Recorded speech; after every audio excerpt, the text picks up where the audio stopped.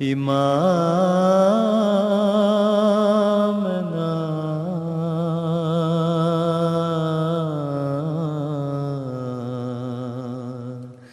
صل على محمد.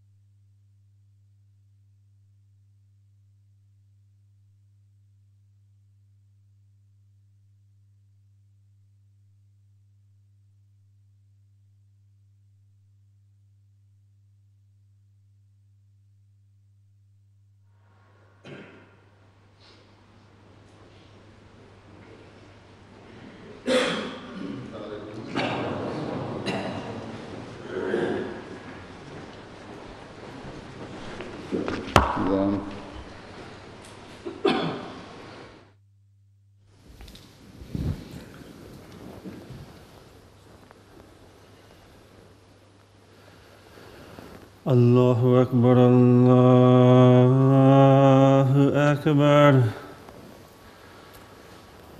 اللہ اکبر اللہ اکبر اشہد ان لا الہ الا اللہ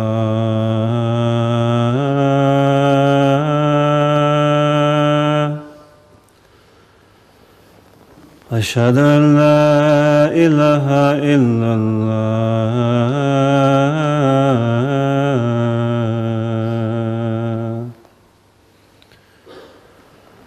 اشہد ان محمد رسول اللہ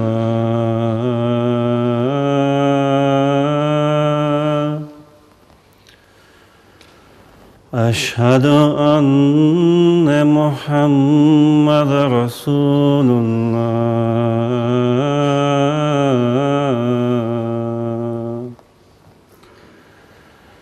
حی علی الصلاة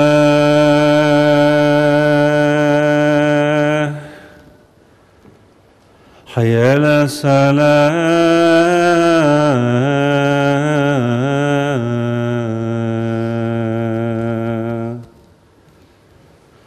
حی علی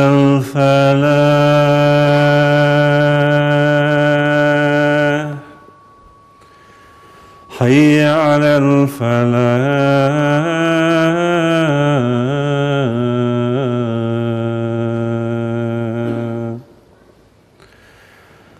اللہ اکبر اللہ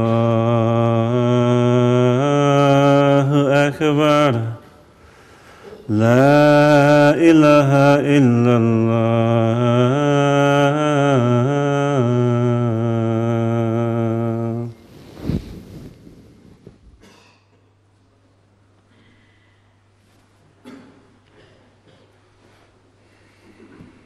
باہر بٹھائے ہوئے لوگ اور نے آگے بھی آ سکتے تھے، ایک صاحب بن سکتی ہے، لوگ آگے آ جائیں، پیچھے سے کچھ اور آگے آ جائیں گے.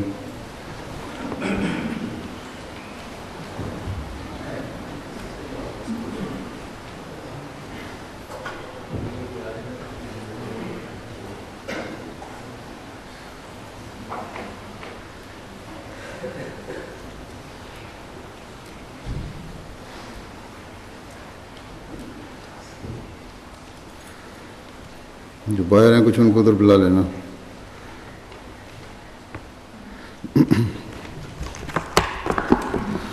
السلام علیکم ورحمۃ اللہ.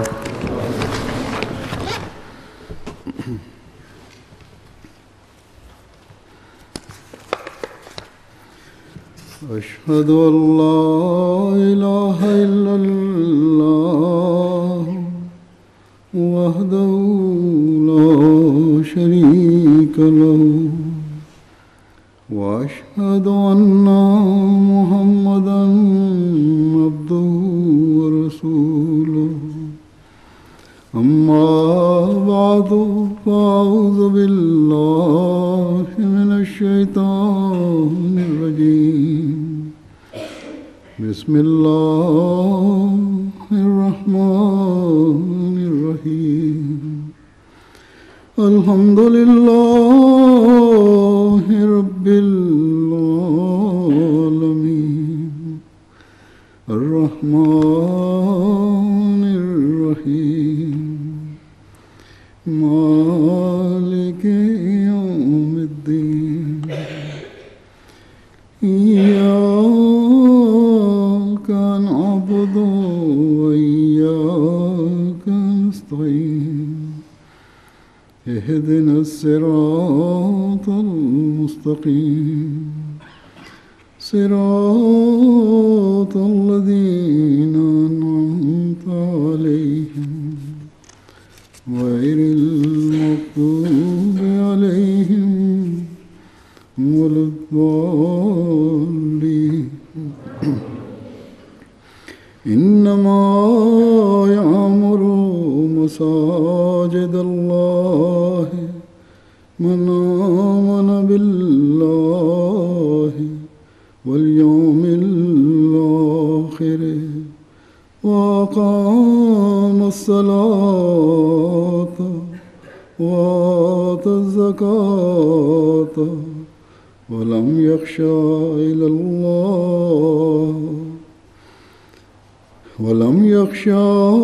الله فعسى أولئك أن يكونوا من المهتدين. اس آیت کا ترجمہ ہے کہ اللہ کی مساجد تو وہی آباد کرتا ہے جو اللہ پر ایمان لائے اور یوم آخرت پر اور نماز قائم کرے اور زکوٰۃ دے اور اللہ کے سوا کسی سے خوف نہ کھائے. بس قریب ہے کہ یہ لوگ کامیابی کی طرف لے جائے جائیں گے. الحمدللہ آج ہمیں آئرلینڈ میں جماعت احمدیہ مسلمہ کی پہلی مسجد میں اللہ تعالیٰ جمعہ پڑھنے کی توفیق عطا فرما رہا ہے. اللہ تعالیٰ اس مسجد کی تعمیر، اس کا قیام ہر لحاظ سے ببرکت فرمائے. گو یہ چھوٹی سی مسجد ہے، لیکن اس بات کا اعلان ہے کہ مسیح محمدی کے ماننے والے یہاں سے خدائے واحد کی وحدانیت کا 5 وقت اعلان کریں گے اور اس میں حاضر ہو کر خدائے واحد کی 5 وقت عبادت بجا لائیں گے. اس مسجد سے اس آواز کو بلند کریں گے کہ مساجد تو اللہ تعالیٰ اور اس کے بندوں کے حقوق کی ادائیگی کی جگہ ہے، نہ کسی فتنہ اور فساد کی آماج کا. یہ مساجد تو اس خدا کی عبادت کے لیے بنائی جاتی ہیں جو رب العالمین ہے، جس نے تمام زمانوں کے انسانوں کے لیے اپنی ربوبیت کا اظہار کیا، جس نے ماضی میں بھی ہر قوم کی مادی اور روحانی ترقی کے لیے اپنی ربوبیت کا اظہار کیا، آج بھی اپنی ربوبیت سے دنیا کو فیض یاب کر رہا ہے اور جو آئندہ بھی ہمیشہ نوازتا چلا جائے گا، فیض یاب کرتا چلا جائے گا. اس کی ربوبیت کسی خاص قوم کے لیے مخصوص نہیں، بلکہ تمام جہانوں اور تمام مخلوق کے لیے ہے. بس اس لحاظ سے مسیح محمدی کے ماننے والوں کی مساجد اس بات کا اعلان کرنے کے لیے ہیں کہ اللہ تعالیٰ کی روحانی ربوبیت کا ادراک حاصل کرنا ہے تو مسیح محمدی کی جماعت میں شامل ہونے والوں کو ہی یہ حقیقی رنگ میں حاصل ہو سکتا ہے۔ یہ مساجد اس بات کا اعلان کرنے کے لیے ہم تعمیر کرتے ہیں کہ دنیا کے فسادوں کو دور کرنے کے لیے اسلام کی اس خوبصورت تعلیم پر غور کرو جو محبت، پیار، صلح اور امن کا پیغام دیتی ہے۔ یہ مساجد اس بات کے اعلان کے لیے ہیں کہ دنیا کو محبت، پیار اور بھائی چارے کی ضرورت ہے، نہ کہ جنگ و جدل کی، نہ کہ تلوار اور توپ کی۔ یہ مساجد جو ہم تعمیر کرتے ہیں اس بات کا اعلان کرتی ہیں کہ اس مسجد میں آنے والے کا دل ہر قسم کے ظلموں اور حقوق غصب کرنے کے خیالات سے پاک ہے۔ یہ ہماری مساجد اس بات کا نشان اور مرکز ہیں کہ یہاں آنے والے دوسروں کے حقوق کی ادائیگی کے لیے ہر قسم کی قربانی کرنے والے ہیں، اور ان حقوق کی ادائیگی کے لیے، قربانی کرنے کے لیے جہاں اپنوں کے لیے دل میں رحم کے جذبات سے پر ہیں، جہاں ان کے دل رحم کے جذبات سے پر ہیں، وہاں دشمن کی دشمنی بھی انصاف کے تقاضے پر پورے کرتے ہوئے حق کی ادائیگی سے نہیں روکتی۔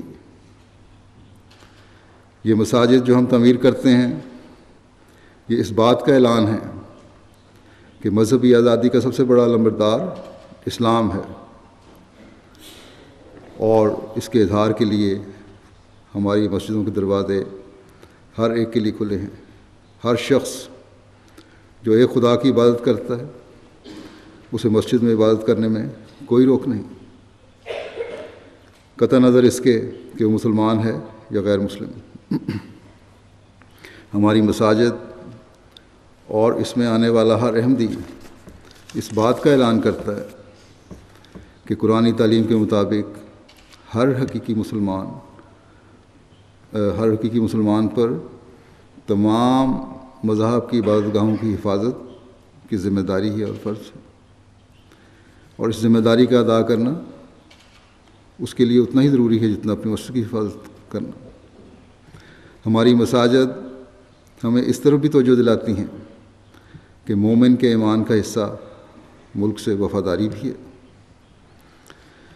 ایک مومن اس وقت تک مومن نہیں ہو سکتا جب تک وہ اپنے ملک و قوم کا وفادار نہ ہو۔ غرض کے بے شمار باتیں ہیں جو مساجد سے حقیقی رنگ میں وابستہ ہونے والوں سے یہ مطالبہ کرتی ہیں کہ مساجد کا حق اس وقت ادا ہوتا ہے جب اللہ تعالیٰ اور اس کے بندوں کے حقوق صحیح رنگ میں ادا ہوں۔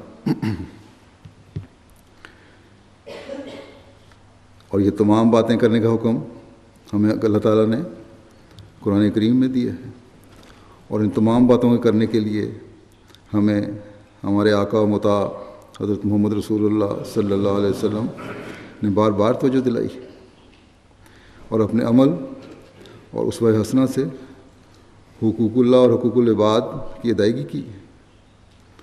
انسانیت کی قدریں قائم کرنے اور محبت، سلامتی اور امن کے قیام کے لیے آپ صلی اللہ علیہ وسلم نے اپنے نمونے قائم کیے۔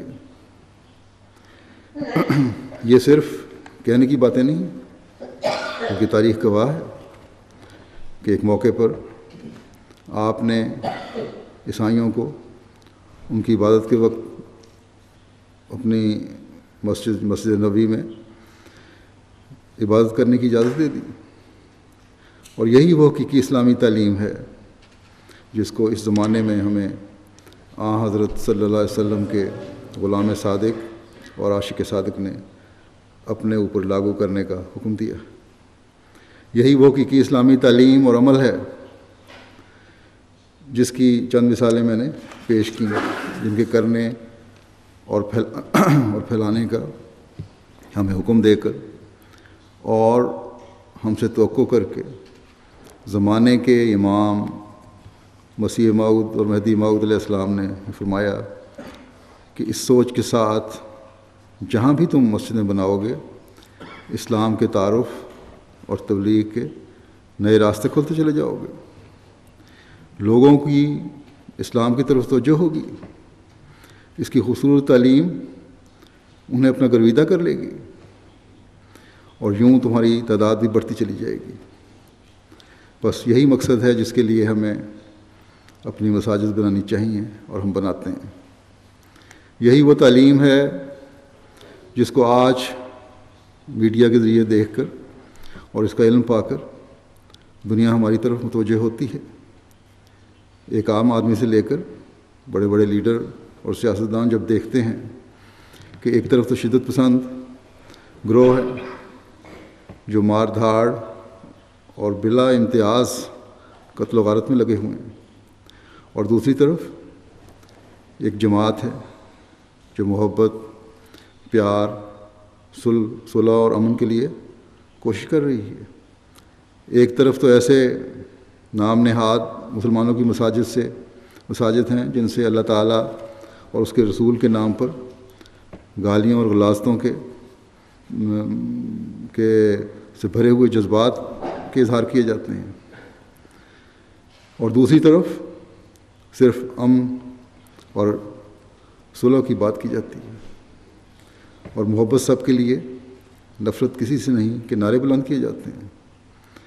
یقیناً یہ باتیں اپنی طرف توجہ کھینچتی ہیں، لوگوں کو تجسس پیدا ہوتا ہے کہ ان دو قسموں کے مسلمانوں میں فرق کیوں ہے، اور پھر یہ تجسس آج کل کے جدید میڈیا، انٹرنیٹ وغیرہ کے ذریعے جماعت احمدیہ کے بارے میں معلومات حاصل کرنے کی کوشش کی طرف مائل کرتا ہے۔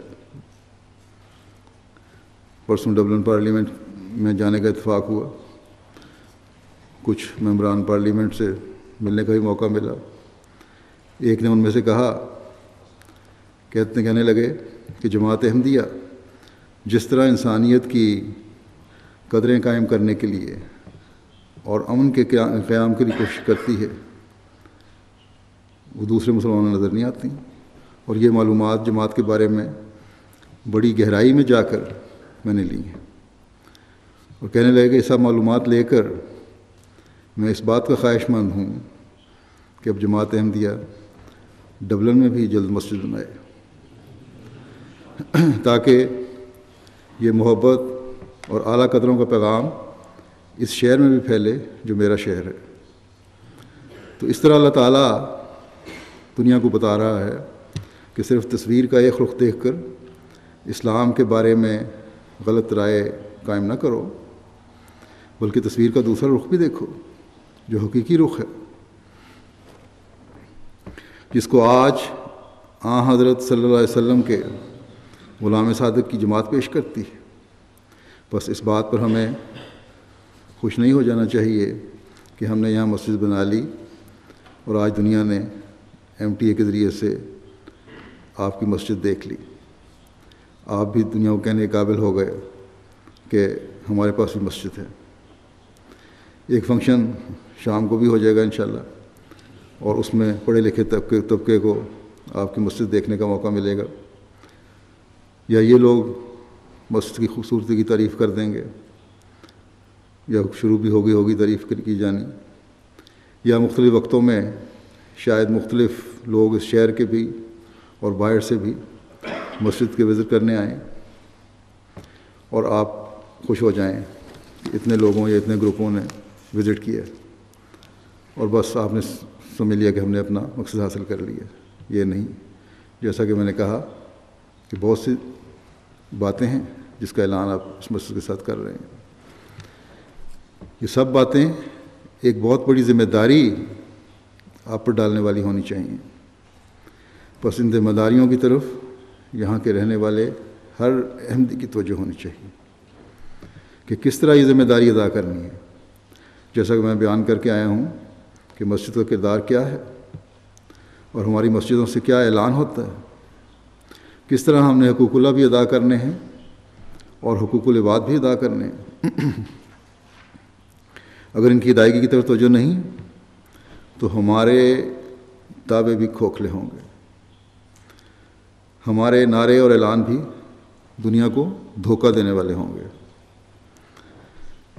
ہم صرف زبانی باتوں اور پروپیگنڈے سے دنیا والوں کو خوش تو کر رہے ہوں گے، لیکن جو ہماری زندگی کا مقصد ہے، خدا کو راضی کرنا اور اس کی رضا کے مطابق اپنے عملوں کو ڈھالنا، اس طرف ہماری توجہ نہیں ہوگی.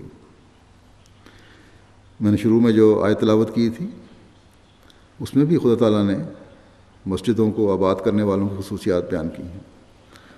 اس آیت کی وسعت خانہ کعبہ سے نکل کر ہر اس مسجد تک پھیلتی چلی جاتی ہے جو ان خصوصیات کے حامل لوگوں سے آباد ہوتی ہے جن کا اس آیت میں ذکر کیا گیا ہے. ایمان لانے والوں میں جو شامل ہیں ان معاملوں میں شامل ہیں جن کے ایمان کے معیار اللہ تعالیٰ نے اس طرح بیان فرمائے. ایک جگہ فرمایا کہ اشد حب للہ، یعنی مومنوں کی محبت سب سے زیادہ اللہ تعالیٰ سے ہوتی، کوئی دوسری دنیاوی محبت ان پر غالب نہیں ہوتی. وہ اللہ تعالیٰ کی محبت کے حصول کے لیے اپنی زندگیاں گزارنے کی کوشش کرتے چلے جاتے ہیں. یہ نہیں ہوتا کہ کسی دنیاوی مفاد کو حاصل کرنے کے لیے اللہ تعالیٰ کی محبت کو بھول جائیں. اللہ تعالیٰ کی محبت یہ تقاضا کرتی ہے کہ اس کے احکام پر عمل کیا جائے. اللہ تعالیٰ کی محبت یہ تقاضا کرتی ہے کہ اس کی عبادت کی جائے. یہ نہیں کہ اپنے کام کے بہانے کر کے نمازوں کو انسان بھول جائے، مالی مفاد کا فائدہ اٹھانے کے لیے جھوٹ کا سہارا لے لے. یہ کام کرتے وقت انسان کو سوچنا چاہیے کہ میری محبت خدا تعالیٰ سے زیادہ ہے یا دنیاوی مفادات سے. اگر دنیاوی چیزوں میں اللہ تعالیٰ کے حکموں سے دنیاوی چیزیں اللہ تعالیٰ کے حکموں سے دور لے جا رہی ہیں تو دنیا کی محبت غالب آ رہی ہے.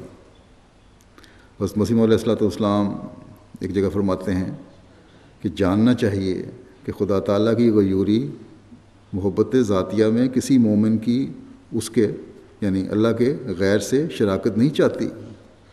ایمان جو ہمیں سب سے زیادہ پیارا ہے وہ اسی بات سے محفوظ رہ سکتا ہے کہ ہم محبت میں دوسرے کو اس سے شریک نہ کریں.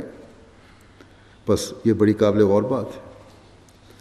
کہنے کو تو ہر مسلمان یہی کہتا ہے کہ مجھے خدا سے محبت ہے، مجھے رسول سے محبت ہے، اس کے لیے مرنے مارنے پر آمادہ ہو جاتے ہیں.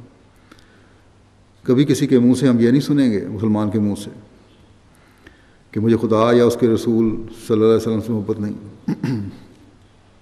لیکن کتنے ہیں جو خدا اور اس کے رسول کے احکام پر عمل کرنے والے ہیں؟ صرف نماز کو ہی لے لیں. ہمیں جائزے کی ضرورت ہے کہ کیا ہم نمازوں کا حق ادا کر کے نمازیں پڑھتے ہیں. بہت سے ایسے ہیں جن کے جواب یہ ہیں کہ 3 نمازیں یا 4 نمازیں پڑھتے ہیں. پھر بہت سے ایسے ہیں جو نماز کی ادائیگی میں اتنی جلدی کرتے ہیں کہ جیسے ایک بوجھ گلے سے اتار رہے ہیں. نماز جو خدا تعالیٰ کے قریب کرنے اور اسے محبت کا اظہار کا ذریعہ ہے، اگر اس کی ادائیگی ہم سنوار کر نہیں کر رہے تو محبت کے تقاضے ہم پورے نہیں کر رہے. پھر ایمان لانے والوں کے بارے میں اللہ تعالیٰ فرماتا ہے کہ جب انہیں اللہ اور رسول کے فیصلے کے بارے میں کسی فیصلے کے بارے میں بلاتے ہیں، کسی بات کا حکم دیتے ہیں، تو وہ یہ کہتے ہیں کہ ہم نے سنا اور اطاعت کی. بس اس معیار کا جائزہ ہر ایک کو لینے کی ضرورت ہے. خود اپنا جائزہ ہی ہمیں اپنی حالتوں کے بارے میں بتا سکتا ہے. قرآن کریم نے بے شمار احکام دیے ہیں جن کے بارے میں حضرت مسیح علیہ السلام نے ایک جگہ لکھا ہے کہ یہ 700 حکم ہیں، اور جو ان کو نہیں مانتا، ان پر عمل کرنے کی کوشش نہیں کرتا، وہ مجھ سے دور ہو رہا ہے، اپنا تعلق مجھ سے کاٹ رہا ہے۔ بس اللہ تعالیٰ پر ایمان ہمارا تب مکمل ہوگا جب ہم اللہ تعالیٰ کے حکموں پر عمل کر رہے ہوں گے۔ پھر ہم کہتے تو یہ ہیں کہ ہم آخرت پر ایمان لاتے ہیں، لیکن ہم میں سے بہت سے ایسے ہیں کہ یہ آخرت پر ایمان کا دعویٰ صرف منہ کی باتیں ہیں، کیونکہ اگر آخرت پر ایمان کامل ہو تو انسان بہت سے گناہوں اور حقوق کے غصب کرنے سے بچتا ہے۔ ہم دنیاوی قانون کے خوف سے تو بہت سے کام کرنے سے رک جاتے ہیں کہ پکڑے گئے تو کیا ہوگا، اور افسروں کی اطاعت بھی ہم کرتے ہیں ان کے خوف سے، لیکن بہت سے غلط کام ہم میں سے بہت سے اس لیے کرتے ہیں کہ آخرت کے بارے میں باوجود دعوے کے ہم سوچتے نہیں۔ بہت سے ہم میں سے نمازیں اس لیے پڑھتے ہیں، اگر کبھی خشوع سے نمازیں پڑھ رہے ہوں گے تو، کہ اپنے مقاصد کے حصول کے لیے دعا کریں۔ دنیاوی مقاصد ان میں بہت زیادہ ہوتے ہیں۔ مسجدوں میں بعض اس لیے بھی آ جاتے ہیں کہ لوگ کیا کہیں گے کہ اتنا عرصہ وہ مسجد میں نہیں آیا۔ اللہ تعالیٰ تو فرماتا ہے کہ مسجدوں کو آباد کرنے والے قیام نماز خدا تعالیٰ کے لیے کرتے ہیں، باجماعت نمازیں ان کی پابندی، وقت پر ادائیگی اللہ تعالیٰ کی رضا کے حصول کے لیے کرتے ہیں۔ ان کی عبادتیں خدا تعالیٰ کی رضا کے حصول کے لیے ہوتی ہیں۔ ان کی مالی قربانیاں بھی خدا تعالیٰ کی رضا حاصل کرنے کے لیے ہوتی ہیں۔ خدا تعالیٰ کے علاوہ انہیں کسی کا خوف نہیں ہوتا۔ اللہ تعالیٰ فرماتا ہے کہ ایسے لوگ ہیں جو صرف ایمان کا دعویٰ کرنے والے نہیں ہیں، بلکہ انہیں اللہ تعالیٰ کی تائید و نصرت بھی نظر آتی ہے ہر لمحہ۔ ہر قدم ان کا ہدایت کے نئے سے نئے راستوں کی طرف اٹھتا ہے۔ ہر راستہ ان کے لیے فلاح کے دروازے کھولتا چلا جاتا ہے، کامیابیوں کے دروازے کھولتا چلا جاتا ہے۔ یہ ہدایت انہیں کامیابیوں کی طرف لے جاتی ہے، انہیں کامیابیاں نصیب ہوتی ہیں۔ اللہ تعالیٰ کا یہ جماعت احمدیہ پر احسان ہے کہ اس نے جماعت کو ایسے مومن عطا کیے ہیں جن کے ایمان کے دعوے ہی نہیں بلکہ اللہ تعالیٰ کی رضا کا حصول ان کا مقصد ہوتا ہے۔ اور یہی راز ہے جس کی وجہ سے جماعت احمدیہ من حیث الجماعت ترقی کی منازل کی طرف بڑھ رہی ہے۔ بس ان فضلوں کا حصہ بننے کے لیے، مسجد کی آبادی کا حق ادا کرنے کے لیے، جیسا کہ میں نے کہا، ہم میں سے ہر ایک کو ہر وقت اپنے جائزے لیتے رہنے کی ضرورت ہے، تاکہ کوئی احمدی مرد عورت ایسا نہ رہے جو اس ترقی کی برکات اور اللہ تعالیٰ کے فضلوں کو حاصل کرنے سے محروم رہے۔ ہمارے خوف دنیاوی خوف نہ ہوں، بلکہ اگر کوئی خوف ہو تو اس محبت سے بھرا ہوا ہو کہ ہمارا پیارا خدا ہم سے ناراض نہ ہو جائے۔ بس اس مسجد کے بننے کے بعد جب دنیا کی نظر ہم پر ہوگی تو پہلے سے بڑھ کر ایمان کے تقاضے پورے کرتے ہوئے ہمیں اپنے جائزے لینے ہوں گے۔ ہمیں اپنے عملوں کو اسلامی تعلیم کے مطابق ڈھالنے کی کوشش پہلے سے زیادہ ضرورت ہوگی، تبھی ہم مسجد دیکھ کر اس طرح متوجہ ہونے والوں کی صحیح رہنمائی کر سکیں گے۔ مسجد کے بعد تبلیغ اور احمدیت یعنی حقیقی اسلام کے تعارف کے نئے راستے کھلیں گے اور کھل بھی رہے ہیں۔ جیسا کہ میں نے کہا، لوگ آئیں گے، دیکھیں گے۔ دنیا میں ہر جگہ جہاں مسجد بنتی ہے جماعت کی، لوگ آتے ہیں، اسکولوں کے بچے بھی اور دوسرے گروپس بھی۔ آج کل کیونکہ بعض مسلمانوں کی حرکات کی وجہ سے دنیا کی نظر مسلمانوں کی طرف بہت ہے، اس لیے جیسا کہ میں نے کہا تجسس بہت بڑھ گیا ہے۔ جب ہمارے عملوں اور ہماری حالتوں سے وہ اسلام کی تصویر کا حقیقی رخ دیکھیں گے تو یقیناً متاثر ہوں گے۔ بس مسجد بنانے کے بعد یہاں کے رہنے والوں کی ذمہ داری مزید بڑھ گئی ہے۔ میں یہ بار بار اس لیے کہہ رہا ہوں کہ اب آپ چھپے ہوئے نہیں رہے۔ کبھی زمانہ تھا کہ جب آئرلینڈ کی جماعت چھوٹی سی تھی اور کوئی نہیں جانتا تھا، یا اب آپ لوگ ان لوگوں میں نہیں رہے جن کو لوگ جانتے نہیں۔ مسجد کی خوبصورت عمارت اور بلند مینار ہر روز آپ کو دنیا سے متعارف کروا رہا ہے، اور اس کا آج ہفتہ اور شام کو جیسا کہ میں نے کہا انشاءاللہ غیر مسلم یا غیر احمدیوں کے ساتھ جو فنکشن ہے اس تعارف کو ہر طبقے میں لے جائے گا۔ اخبارات نے کچھ لکھنا بھی شروع کر دیا ہے، مزید خبریں انشاءاللہ آئیں گی جو جماعت احمدیہ کے بارے میں، حقیقی اسلام کے بارے میں اس ملک کے لوگوں کو مزید آگاہ کریں گے۔ اور یہ مسجد صرف گالوے کے لوگوں کے لیے توجہ کو مرکز نہیں رہے گی، بلکہ دوسرے شہروں کے لوگ بھی آپ کے بارے میں جانیں گے، اور موقع ملا تو یہاں آ کر مسجد دیکھنے کی کوشش بھی کریں گے۔ یہی ہمارا مختلف جگہوں پہ تجربہ ہے۔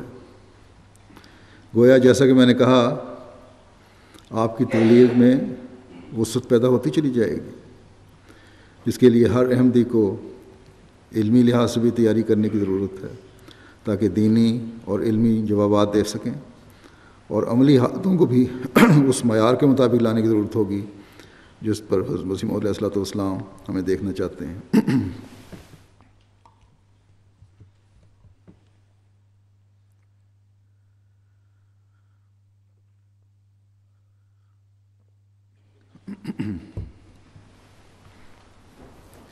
اور جس کے بارے میں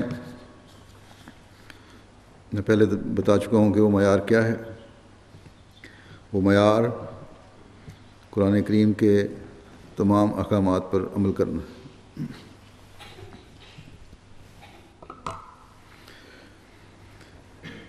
اپنے ایسے نمونے قائم کرنا ہے کہ یہاں کے رہنے والے خود بخود آپ کی طرف متوجہ ہوں۔ اس ملک میں بھی مذہبی رجحان بہت زیادہ ہے۔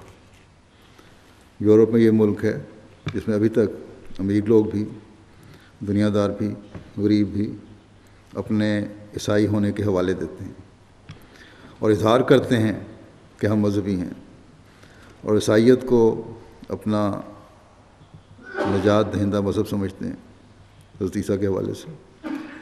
ان کو ہم نے بتانا ہے کہ حضرت عیسیٰ علیہ السلام ہماری تعلیم کے مطابق اللہ تعالیٰ کے برحق نبی تھے، اور اپنے سپرد خدا تعالیٰ کی طرف سے مفوضہ کام کو آسن طریق پر سر انجام دے کر اس دنیا سے رخصت ہو گئے۔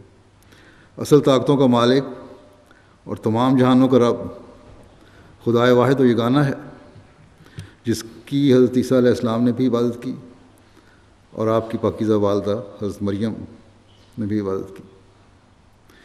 اور پہلے انبیاء کی پیشگوئیوں کے مطابق آخری اور کامل شریعت لے کر اللہ تعالیٰ کی طرف سے حضرت محمد رسول اللہ صلی اللہ علیہ وسلم آئے، اور یہی شریعت کامل اور نجات دلانے والی ہے، خدا تعالیٰ کا قرب دلانے والی ہے، اور دنیا و آخرت سنوارنے کا ذریعہ بننے والی ہے۔ لیکن صرف دعویٰ کرنے سے نہیں، بلکہ اس شریعت پر عمل کرنے سے۔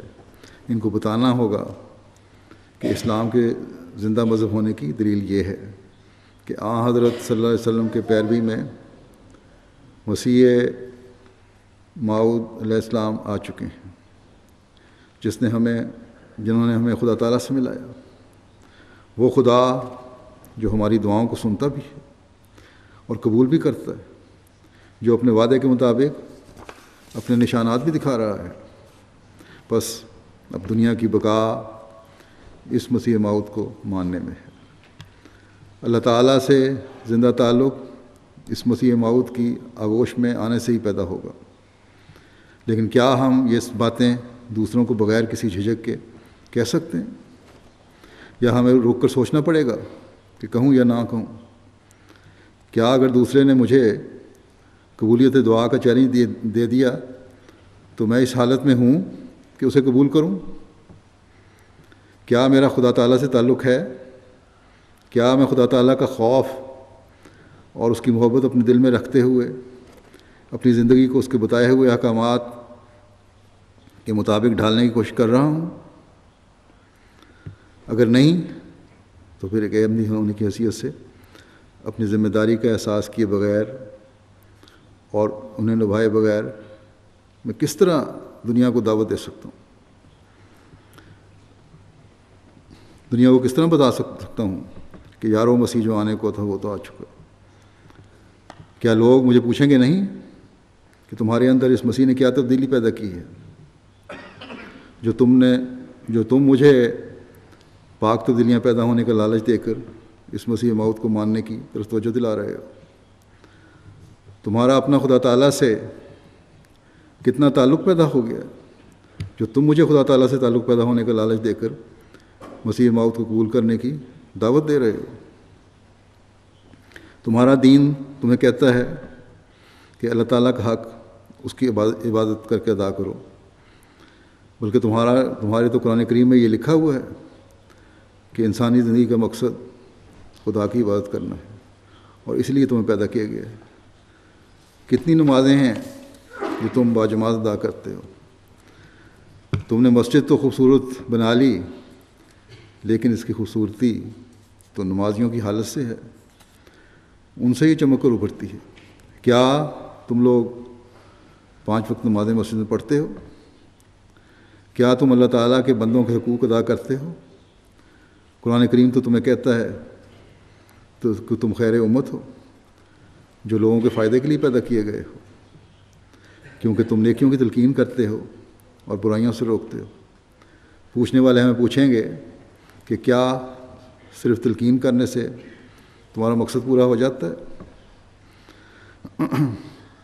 اگر نہیں تو پہلے اپنے جائزے لو کہ کیا تم جو کہہ رہے ہو تم اس پر عمل بھی کر رہے ہو؟ پوچھنے والے پوچھیں گے کہ رشتہ داروں اور لوگوں سے حسن سلوک کی تم باتیں کرتے ہو، لیکن تمہارے اپنے عمل کیا اس کے مطابق ہیں؟ اپنی امانتوں کی ادائیگی اور عہدوں کے پورا کرنے کی تم باتیں کرتے ہو، کیا امانتوں کا حق ادا کرنے اور عہدوں کو پورا کرنے کے تم 100% پابند ہو؟ تم قربانی اور عاجزی کی باتیں کرتے ہو، لیکن کیا اس کا اظہار تمہارے ہر قول و فعل سے ہو رہا ہے؟ تم یہ تو کہتے ہو کہ اسلام ہمیں حسن ظنی کی تعلیم دیتا ہے، لیکن کیا اس حسن ظنی کو تم اپنی روزمرہ زندگی پر لاگو بھی کیا ہوا ہے؟ تم نے اپنی روزمرہ زندگی پر لاگو بھی کیا ہوا ہے یا نہیں؟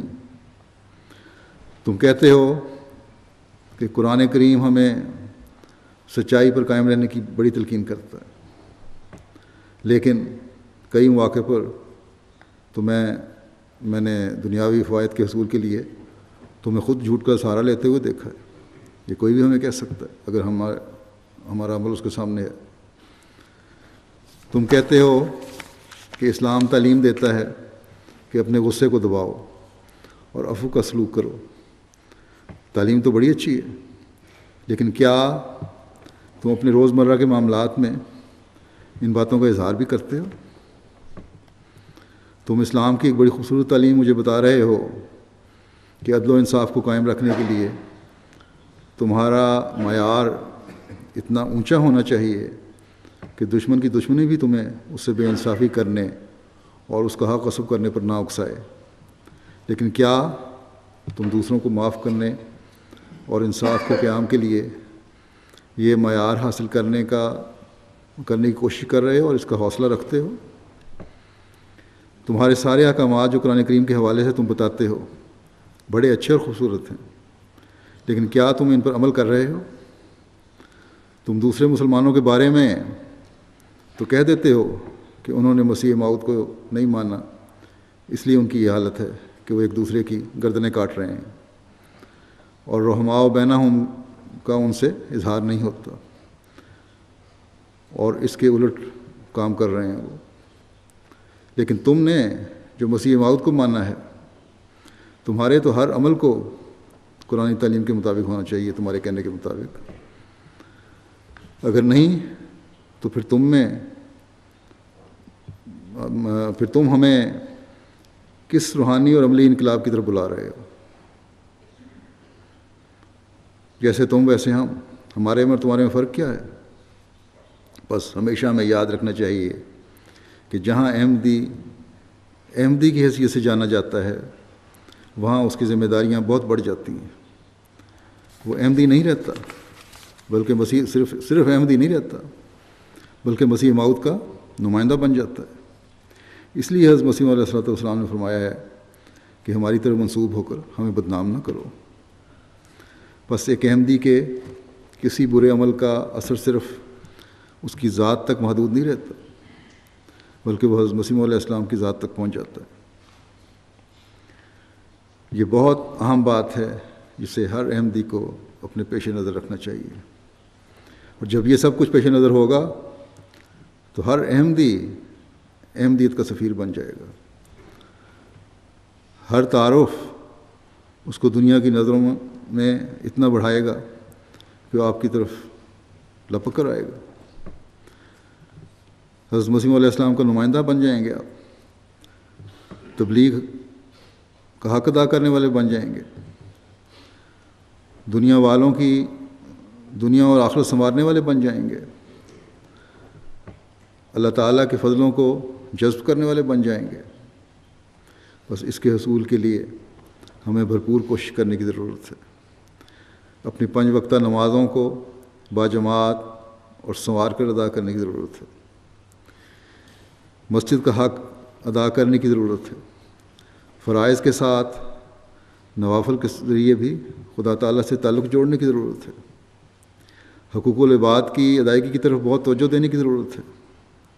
ہر احمدی مرد اور عورت کو اپنی ذمہ داری سمجھنے کی ضرورت ہے۔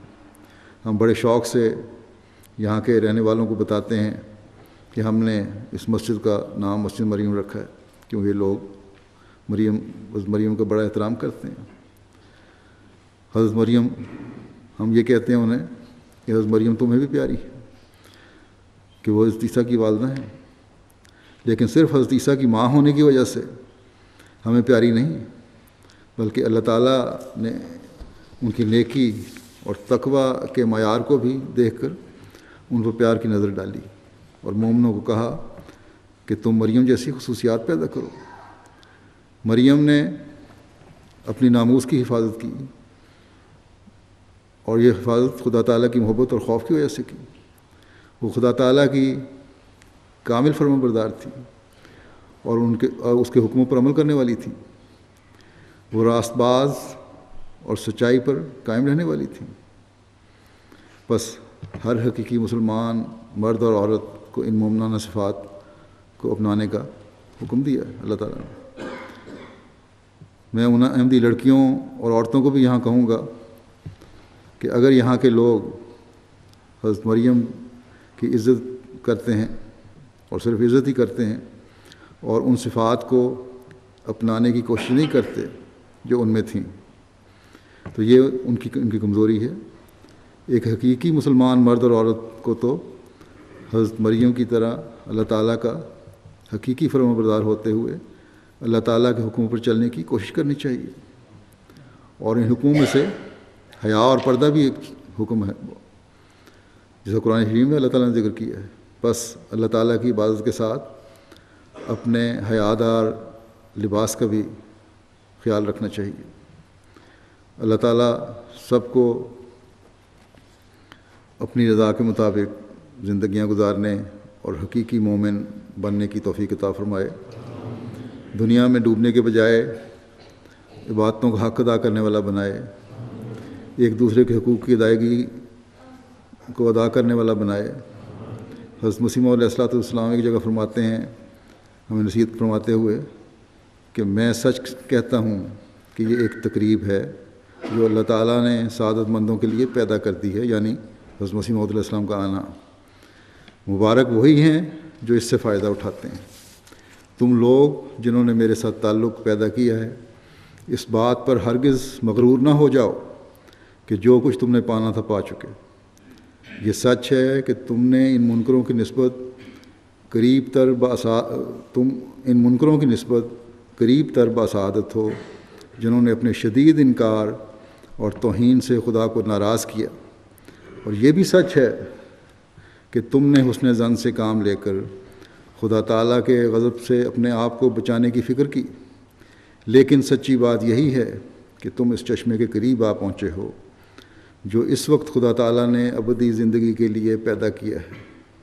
ہاں، پانی پینا ابھی باقی ہے، پس خدا تعالیٰ کے فضل و کرم سے توفیق چاہو کہ وہ تمہیں سیراب کرے، کیونکہ خدا تعالیٰ کے بدوں کچھ بھی نہیں ہو سکتا۔ خدا تعالیٰ ہی ہے جو توفیق دیتا ہے۔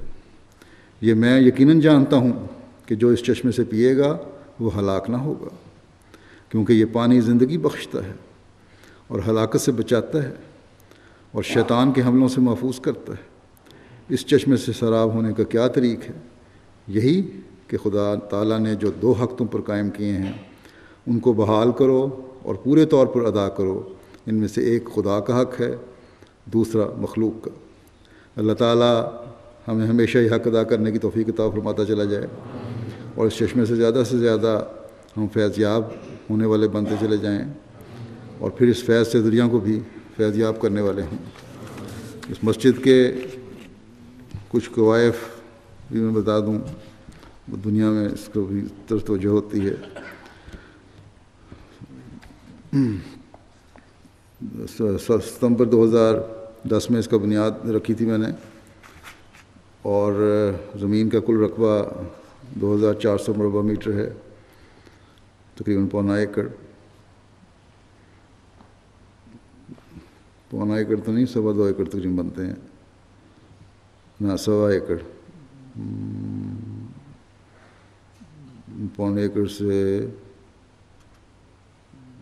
تھوڑا سا نہیں، 1.25 ایکڑ نہیں، 1.25 ایکڑ سے تھوڑا سا کم۔ بہرحال جو مسجد کا مسقف حصہ ہے وہ 217 مربع میٹر ہے، اور یہ جگہ لی گئی تھی 5 لاکھ 2009 میں 5,15,000 یورو کی لاگت سے خریدی گئی تھی، جس میں ایک مکان بھی تھا بنا ہوا۔ پھر اس کی تعمیر پر تقریباً 11 لاکھ یورو اخراجات آئے ہیں۔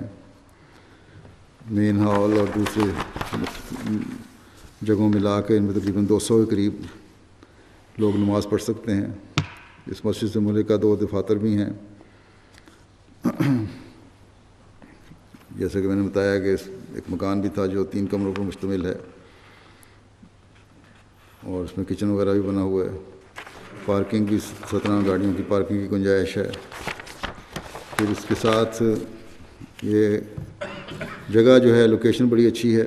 یہاں ایک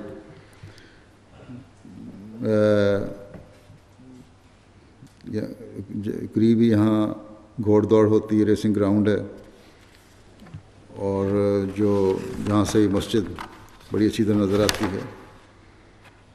مشہور تہوار یہاں ہوتا ہے، اور مشہور شخصیات بھی اس گھوڑوں کی دوڑ میں شامل ہونے کے لیے آتی ہیں، اور وہاں سے مسجد کا نظارہ بھی بڑا خوبصورت ہے۔ تقریباً 40,000 لوگ شامل ہوتے ہیں اس میں یہاں کے، تو اس لحاظ سے بھی مسجد کا تعارف بڑھے گا کہ باہر سے بھی لوگ یہاں آئیں گے۔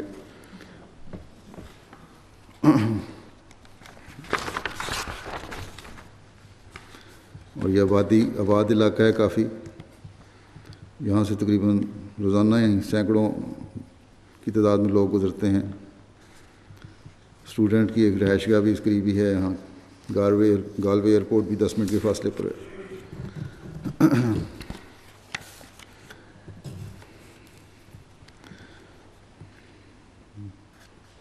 اس کے ساتھ ہی اب بعد میں 2 اور مکان بھی خریدے گئے ہیں جو بالکل دیوار کے ساتھ لگتے ہیں، اور ان کی بھی اچھی اکاموڈیشن ہے۔ بہرحال یہ سارا کمپلیکس جو ہے اللہ تعالیٰ ہر لحاظ سے ببرکت فرمائے، اور یہاں کے لوگوں کو اس مسجد کا حق ادا کرنے کی بھی توفیق عطا فرمائے۔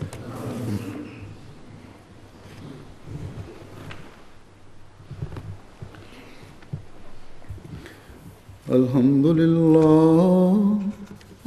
لله نحمده ونستعينه ونستغفره ونؤمن به ونتوكل عليه ونعوذ بالله من شرور أنفسنا ومن سيئات أعمالنا من يهده الله فلا مضل له ومن يضلل فلا هادي له ونشهد أن لا إله إلا الله ونشهد أن محمدا عبده ورسوله عباد الله رحمكم الله إن الله يأمر بالعدل والإحسان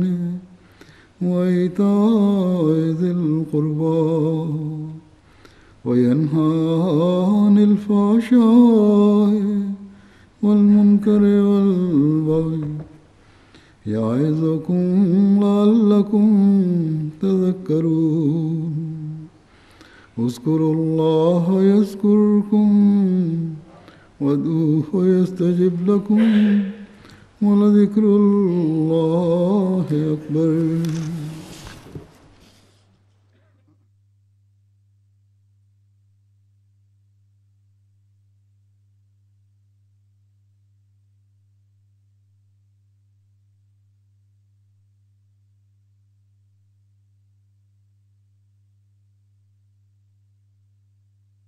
Oh